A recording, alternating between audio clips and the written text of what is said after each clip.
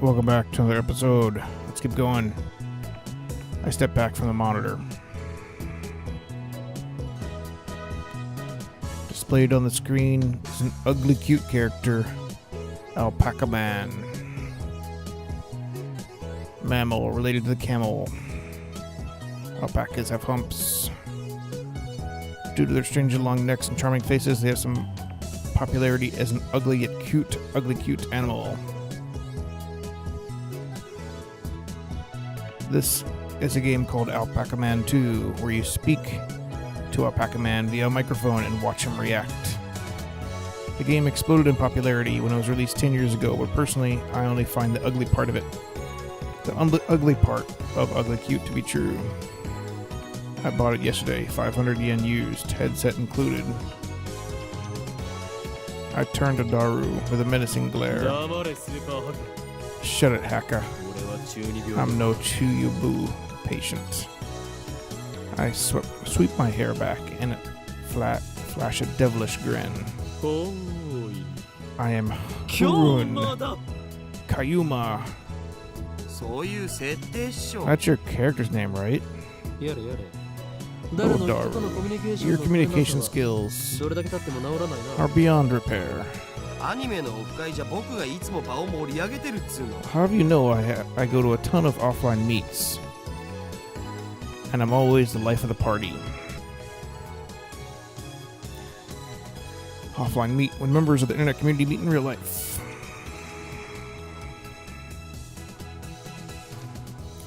This fat, bespectacled guy is my brother in arms and right-hand man, Hashida Itaru, quote, nickname Daru. He's a hardcore otaku. You can always find him in front of the computer playing games and watching anime. Otaku, a term for people with an obsessive interest in a particular topic. Hobbyists. Most often refers to fans of anime, manga, and video games. But there are others that train otaku, military otaku, electronics otaku, etc. He has 2D wives on whom he cheats with 3D maids. I don't agree with his preferences, but to him, anything's as fine as long as it's Mo. He's the reliable and skilled partner who brings my ideas to fruition, despite his insistence that software is his forte. He shows remarkable aptitude with hardware as well.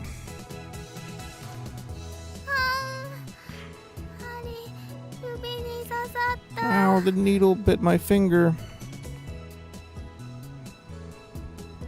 Over here, nursing a pricked finger, we have Shina Mayuri, a 16-year-old high school student, if you can believe it.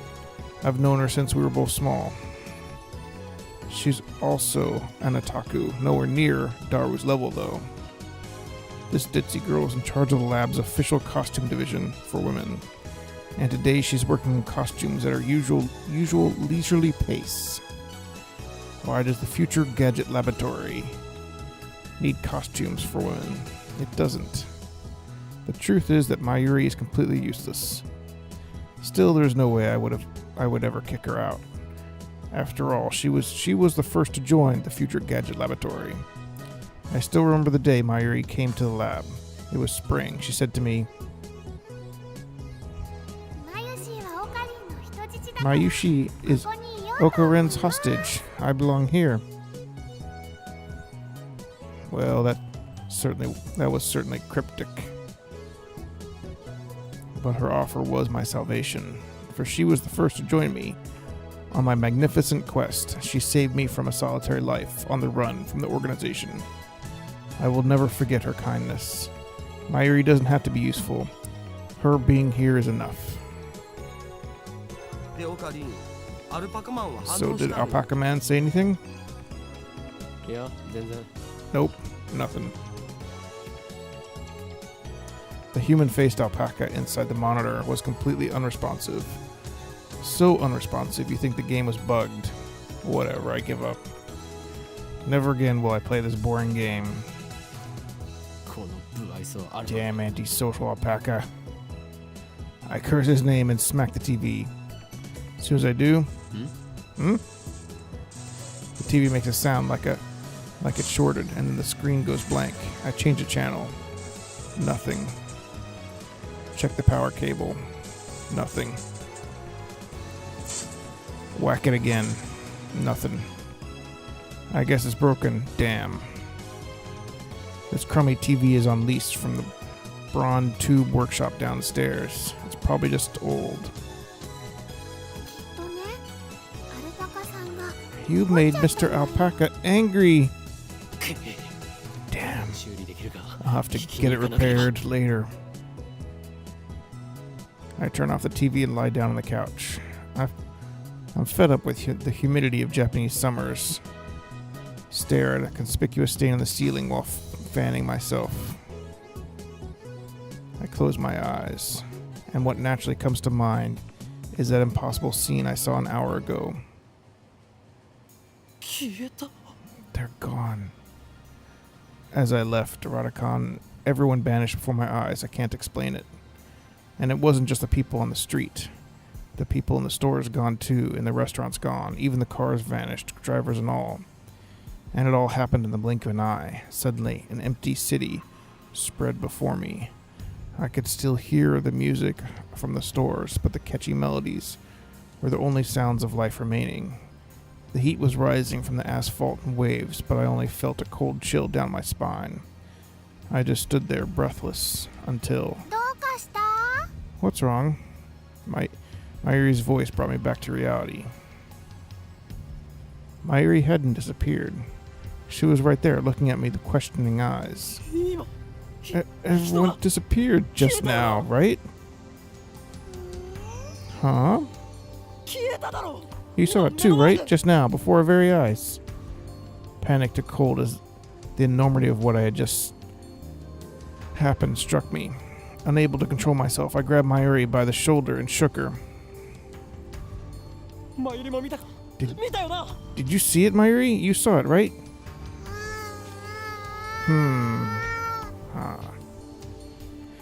Mayuri's head flopped back and forth from my shaking. I didn't see anything. You didn't? I stopped shaking her and looked straight into her eyes. She returned my gaze with eyes crystal clear as glass marbles. You saw nothing? Nothing at all? There were people here a second ago, weren't there? There were? Even the store employees are gone. That's impossible by any measure. Of course they are. Her reply didn't make any sense. It was like this when we got here. Oh, I know. You're seeing things, aren't you? I'm sure it's because of the heat. How could she laugh at a time like this? I always thought she was a bit strange, but maybe her brain is actually broken. I realized she couldn't help me. With no else to turn, I looked up at the bright blue sky. There wasn't a cloud in sight. The scorching summer sun shone bright through the gaps between Akihaba's buildings. Naturally, my eyes drifted to the top floor of Radicon, where I had just been a moment before.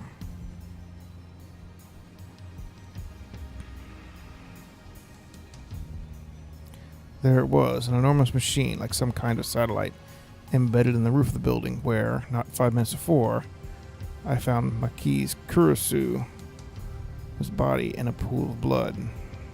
What happened to her? Just before everyone disappeared, I could have sworn I heard an ambulance siren. Maki's Kurusu might still be in that dark, narrow passageway, cold, bloody, and alone. The thought disturbed me, but the question at the forefront of my mind was...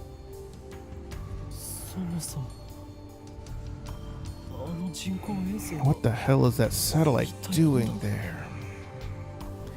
Right before Dr.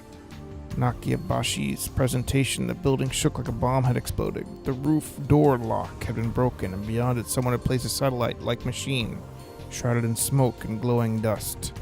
When I first saw it, the satellite was on the rooftop. But that's not what I was seeing now. The satellite had penetrated the top floor of the building, obliterating the room where Dr. Nakayabashi's press conference had been held. It must have fallen out of orbit without burning up in the atmosphere somehow. I knew it was crazy, but what other explanation could there be? The real question was, when did that happen? Mayuri. About that satellite. Yep. What a surprise, huh? What do you mean, what a surprise? It made a huge kaplow sound. A huge kaplow. Certainly did make a sound. But I don't think it was kaplow. I'll say it's more like zoom. Did that satellite fall out of the sky? Did it? Do you think any aliens were on board?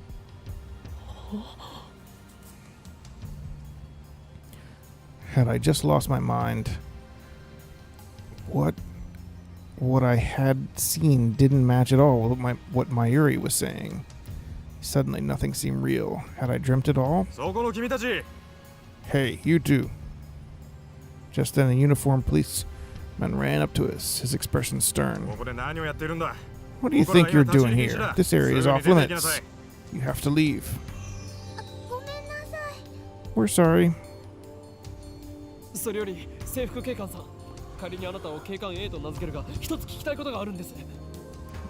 First, my good man, let's call you Officer A. I have one question. Officer A? Thousands of people just vanished. You saw it too, didn't you? What are you talking about? Get out of here. I was quickly losing confidence in my own memories. I said to tell him about McKee's Kurusu and get him to call an ambulance, but before I could... Look, I don't have any time for your nonsense. The policeman took me by the upper arm and said, no one got stabbed at Radicon. What? How could he say that with such certainty? While I was still trying to comprehend the situation, the policeman forcefully led us away. We were escorted up to the UPX and released. A major office building in Akihabara. There were people at UPX, like usual. Actually, there were far more people than usual. The place was packed.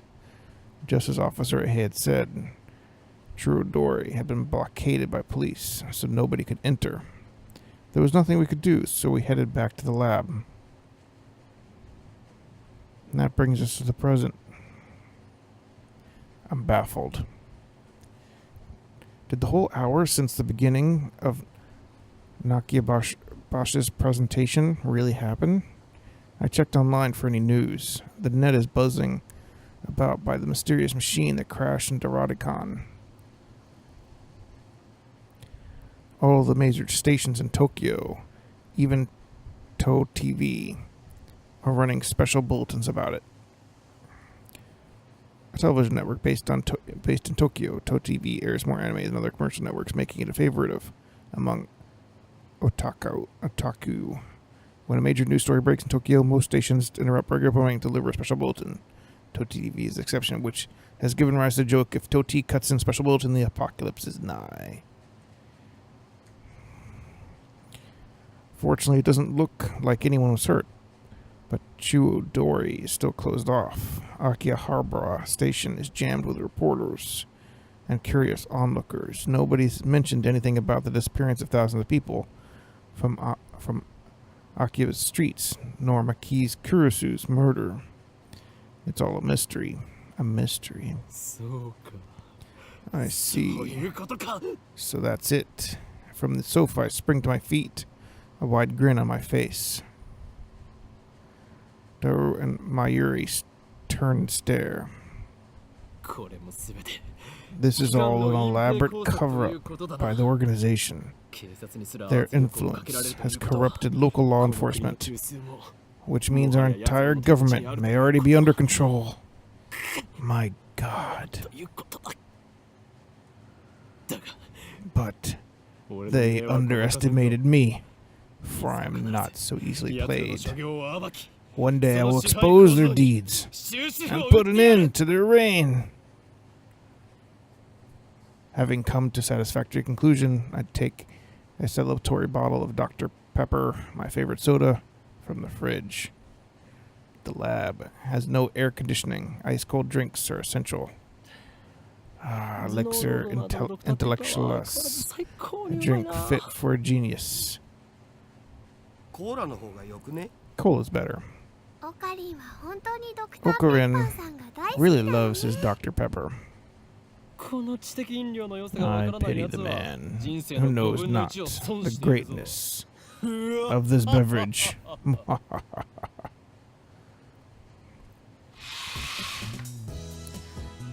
Step through the curtain dividing its center, and you'll enter the heart of the future gadget laboratory, the development room. Just as the name implies, this is the room where we develop future gadgets. Needless to say, it is strictly off-limits to outsiders. Yes, I know the setup is cheap. I would much rather have an airlock than a curtain, but our research budget is already scraping the bottom of the barrel. Besides, what's important isn't money, it's ambition. I poked Daru and bid him to follow me into the development room. All the windows here are weather stripped with packing tape, so it's dim. It's hot, almost like a sauna. I've been wanting to buy an air conditioner for the lab, but there's no money for that, and we're currently accepting donations. Upon entering the development room, I pick up the lab coat that's lazily draped on the chair and put it on. I always wear a lab coat in the development room for practical reasons, as well as symbolic ones. Daru, however, refuses to wear his. Putting it on and taking it off is apparently too much trouble for him, and he can't be bothered to do anything that doesn't interest him. It's men like him who give our generation a bad name. His lab coat, purchased from my own pocket money, I might add, just sits on the shelf. It's never been worn and probably never will be. Daru, is the plan progressing smoothly?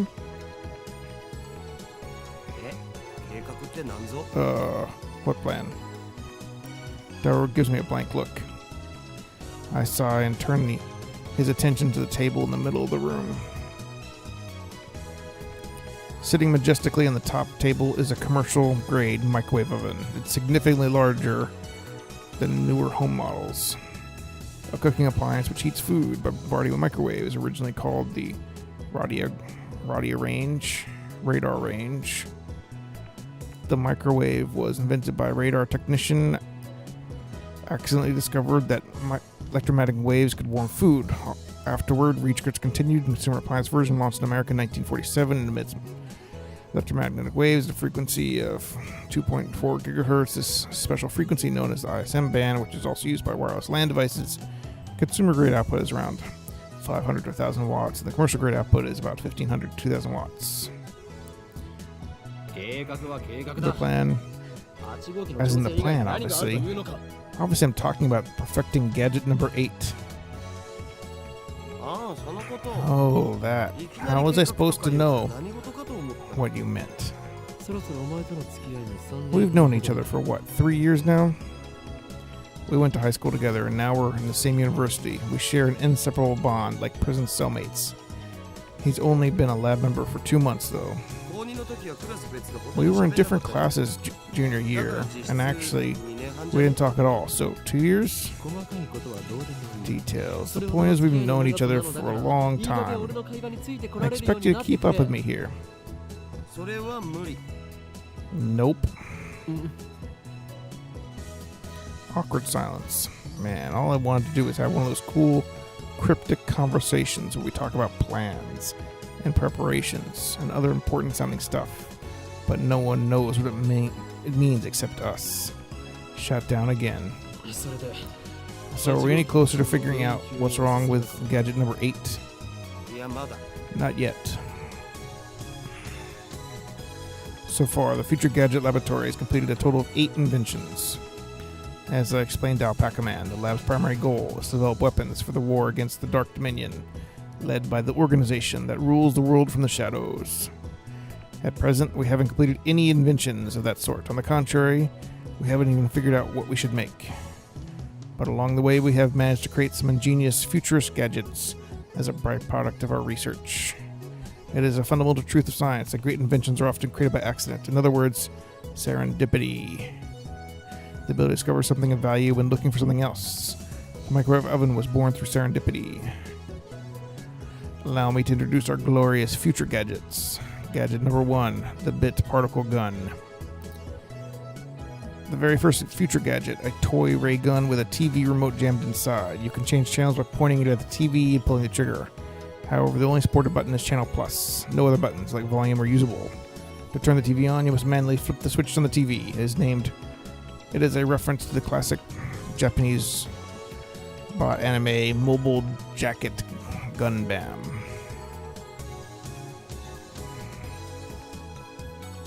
Gadget number 2, the Bamboo Helicam.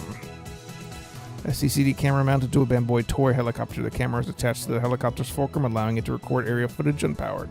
However, the image is rotating at high speed, so you might get dizzy keeping a look at it. The name origins from sci-fi manga 22 Emon. Gadget number 3. This could be... Could this be? A lie detector based on thumb perspiration, though it might be more appropriate to call this a sweat detector. You have to admit, it's a pretty clever invention. It's just to reference the classic name, Juju's Bizarre Adventure. Number 4, Mode Snake.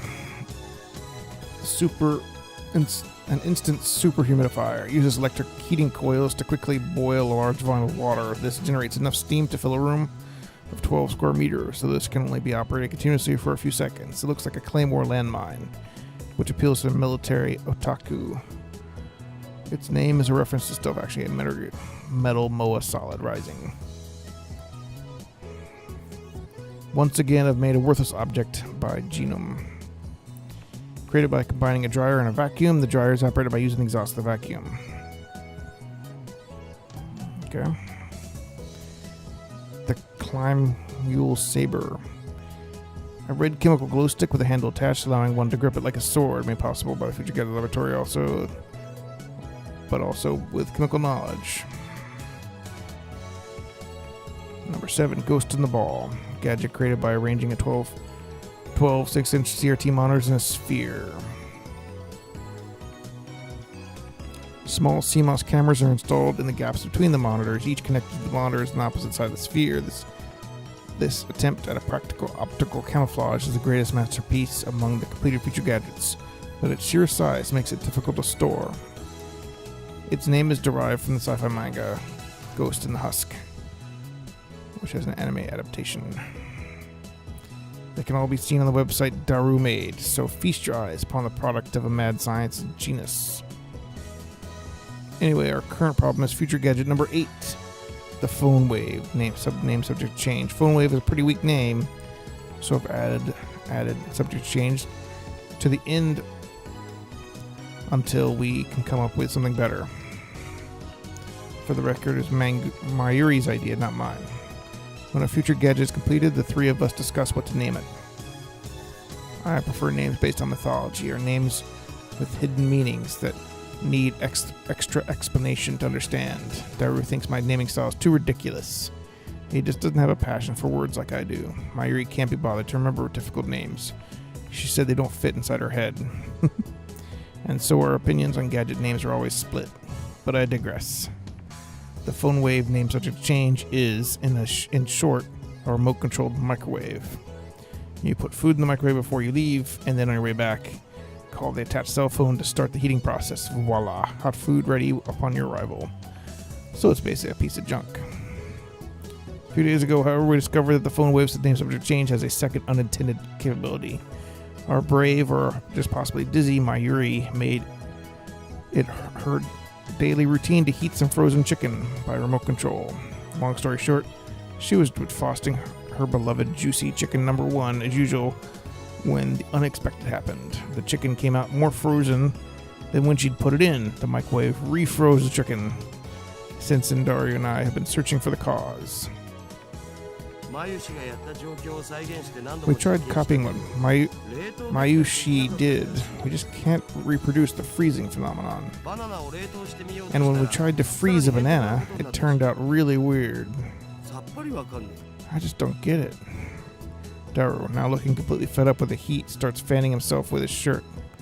I know what he means by really weird. Let's see if can't make it happen again. Mayuri, bring forth the bananas. Are you gonna turn them into gel bananas again? That's been bugging me, Mayuri. Can you just stop calling them gel bananas? But gel bananas are gel bananas. I take the bananas from Mayuri and stick a whole bunch into the phone wave, name subject change. Why do you have to use the whole bunch? It's a waste of food. Your stinginess could cost us the battle with the organization. That's fine with me. Mayushi always buys the bananas, and now Mayushi can't eat a single one. Next time, we'll only do one banana. I already put the whole bunch in, so I ignore hungry complaints. The phone wave name subject change is simple to use. It's a microwave with a phone taped on. The number is already in my address book. I just need to call the phone wave. Now, where did I put my phone? I check my pants in my coat pocket. Where did I put my phone? I check my pants in my coat pockets. Where did I put my phone? I check my pants. Let's press the phone trigger button and call the cell phone. Make a call. It allows us to confirm the controller settings, the config. Alright, so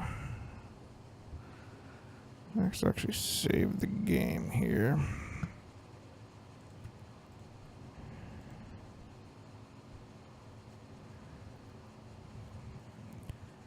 Okay, so I think you press C or Z.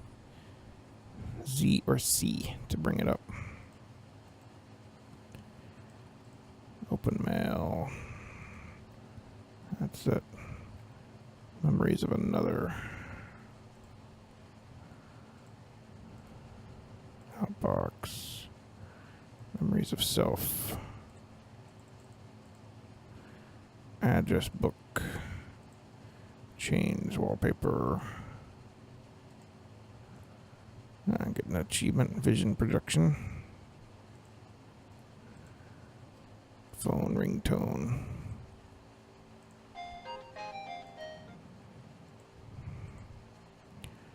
First sound. Ringtone changed.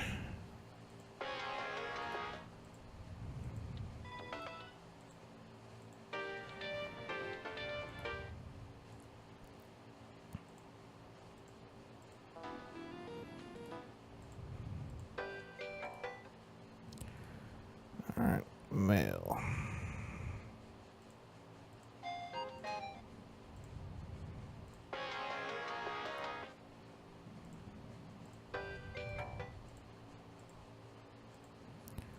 Mail ringtone changed.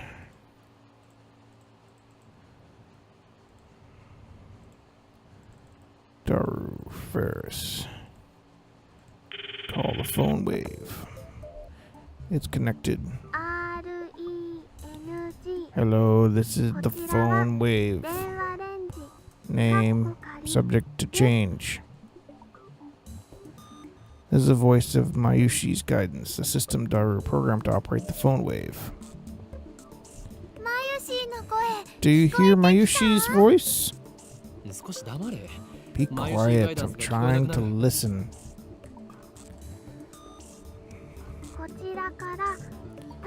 You can operate the timer from this menu.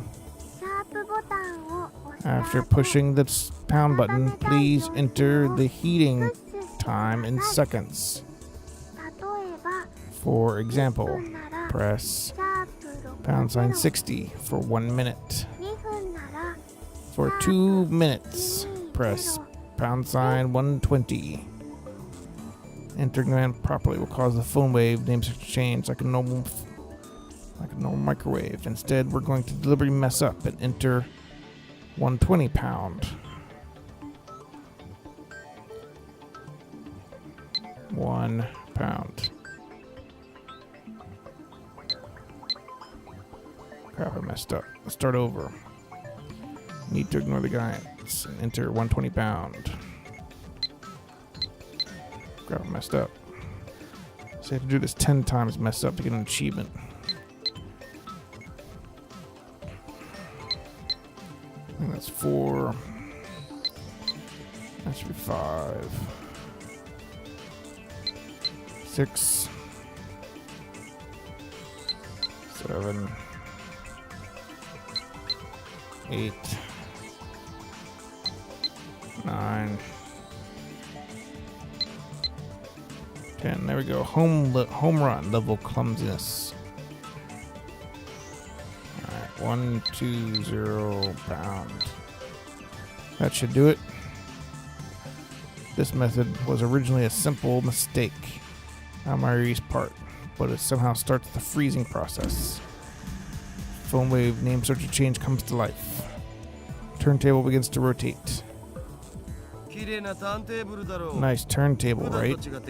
It's even spinning backwards. Backwards? I never noticed that. That might have serious implications if we look at that quantum critical behavior driven by Hoon's rule. The rule of governing placement of an atom's electrons, orbitals of the same energy, are each filled with one electron of the same spin before any are filled with a second, also known as Hoon's rule of maximum multiplicity. Yeah, no. Not Hoon's rule? No. Okay. The three of us can wait and stare at the spinning bananas. After 120 seconds pass, the microwave chimes. And I think that's a good stopping point for the episode. We'll save here and we'll continue on next time. Thanks for watching.